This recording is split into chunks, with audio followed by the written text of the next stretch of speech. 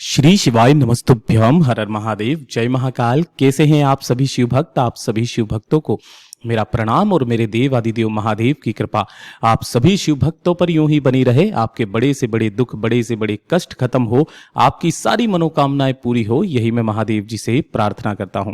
देखिए, हम सबको पता है कि अधिक मास का बहुत ही पवित्र महीना चल रहा है और 20 मई 2026 के दिन पड़ रही है अधिक मास में पड़ने वाली बुधवार की चतुर्थी तिथि।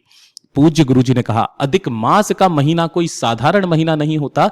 3 वर्षों के बाद में आने वाला ये वो महीना होता है जिसे नारायण भगवान ने खुद अपना नाम दिया, पुरुषोत्तम मास। और इस मास की चतुर्थी तिथि के दिन देसी घी की 7 बिंदी का अचूक उपाय, जो पूज्य गुरु जी ने विष्णु महापुराण का उपाय बताया था, आप सभी लोगों को करना है। पूज्य गुरु जी ने यहां तक कहा कि जब आपकी कोई कामना पूरी नहीं हो रही, इच्छा पूरी नहीं हो रही, तो जिस कामना से करते हो आपकी वो समस्त मनोकामनाएं पूरी जरूर होती है।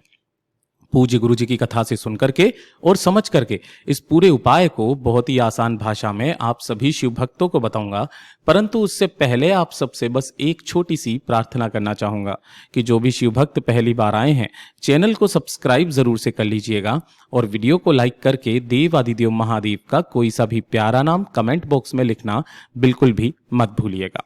पूज्य गुरु जी ने विशेष तौर पर इस वाले उपाय को करने के लिए कहा कि अगर आपकी कोई कामना है, कोई इच्छा है, कोई हृदय की बात है जो महादेव तक नहीं पहुंच रही है, आपने उस कामना को पूरा कराने के लिए, उस इच्छा को पूरा कराने के लिए, उस कार्य सिद्धि के लिए आपने काफी सारे उपाय करे, आपने काफी सारे व्रत करे, पूरी दुनिया के सामने हाथ फैला करके देख लिया, लेकिन उनका फल आपको नहीं मिल रहा है। आप थक गए, हार गए, आपके हृदय में आने लग गया कि महादेव मेरी नहीं सुन रहे हैं।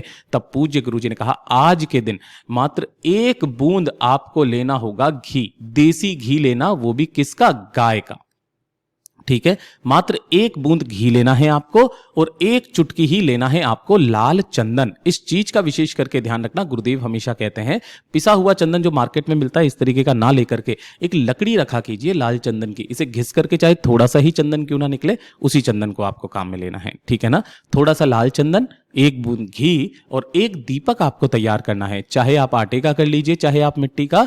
इसके अंदर आपको लगानी है गोल बाती और इसके अंदर आपको भरना होगा घी। ठीक है, केवल इन सभी चीजों के साथ में 1 लोटा शुद्ध जल अपने घर का तांबे के कलश में लेकर पहुंचना है आपको। आपके घर के आसपास जो भी भोलेनाथ का मंदिर हो, शिवालय हो, शिवलिंग हो, वहां पर जब आप यहां पर पहुंचते हो, सबसे पहले शिवालय की चौखट पड़ती है।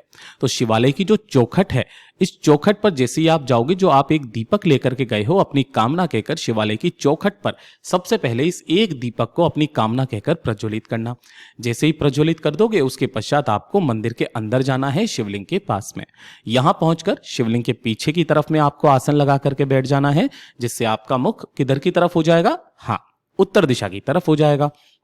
सबसे पहले आपने करना क्या है कि जो आपने पूजा पाठ अर्चना करनी है वो करने के पश्चात जल आपको बाद में समर्पित करना है। पहले जो आपने घी लिया है, इसी 1 बूंद घी के अंदर ही लाल चंदन को मिला करके, ध्यान रखना, घी जो आपके जीवन में आ रही सभी बाधाओं को, कष्टों को खत्म करता है, साथ ही साथ जो लाल चंदन होता है महादेव को सबसे ज्यादा अति प्रिय होता है, यह आपकी कामना की पूर्ति करता है। तो जब घी और लाल चंदन का जब आप मिश्रण बनाते हो, इसी मिश्रण को अपने दाहिने हाथ की अनामिका उंगली पर लगा करके, इसी से आपको शिवलिंग की जलाधारी पर जो एक मोटी सी लाइन होती है, माता अशोक सुंदरी का स्थान, इस स्थान पर अपनी कामना 7 बार कहते हुए 7 बिंदियां माता अशोक सुंदरी के स्थान पर इस तरीके से लगानी है कि सबसे अंतिम बिंदी बिल्कुल जलाधारी के इस वाले पॉइंट पर आए।